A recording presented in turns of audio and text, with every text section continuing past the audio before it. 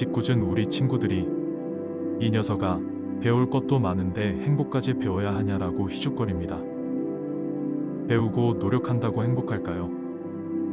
그래서 행복해질 수 있다면 세상에 불행한 사람이 왜 있을까요?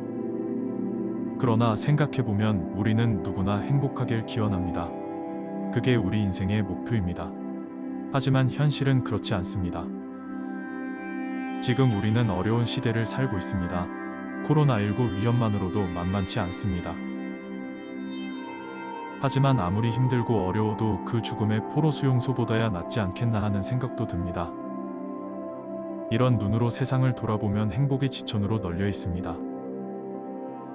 그런데도 왜 불행한 사람이 이리 많을까요? 행복을 볼 줄 모르고 느낄 줄 몰라서입니다. 행복도 배워야 한다는 이야기가 나올 수밖에 없습니다. 우리 자신이 아파 누웠을 때, 병원에 입원이라도 했을 때를 생각해 보세요. 낫기만 하면, 퇴원만 할 수 있다면 얼마나 행복할까? 우리는 누구나 그런 생각으로 간절했습니다. 여러분, 지금 아픈가요? 지금 입원 중인가요? 그렇지 않다면 행복해야 하는 게 아닌가요? 어느 한순간 불행해야 할 이유가 없지 않습니까? 우리는 흔히 행복은 마음으로 느끼는 감정이라고 생각합니다. 하지만 뇌과학적인 측면에서 볼 때 행복은 마음이 아니라 뇌의 호르몬에 의해 느끼는 감정입니다. 행복이라는 감정에 관여하는 호르몬은 여러 종류가 있습니다. 그중 가장 강조하고 싶은 호르몬은 바로 세로토닌입니다. 세로토닌은 자기수용체라는 아주 독특한 성격을 갖고 있습니다.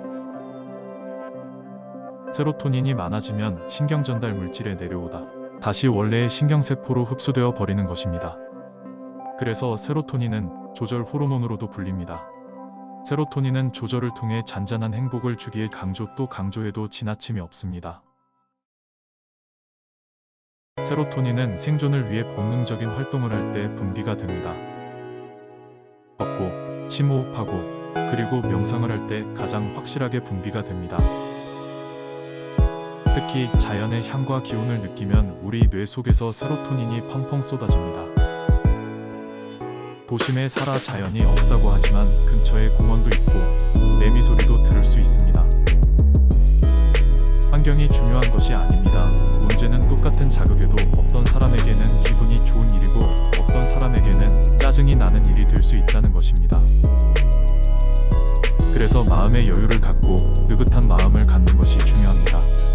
운전할 때 교통체증에 짜증을 내지 말고 창문을 열고 이렇게 시원한 강을 보며 참으로 행복하고 감사하다고 생각해보는 것은 어떨까요?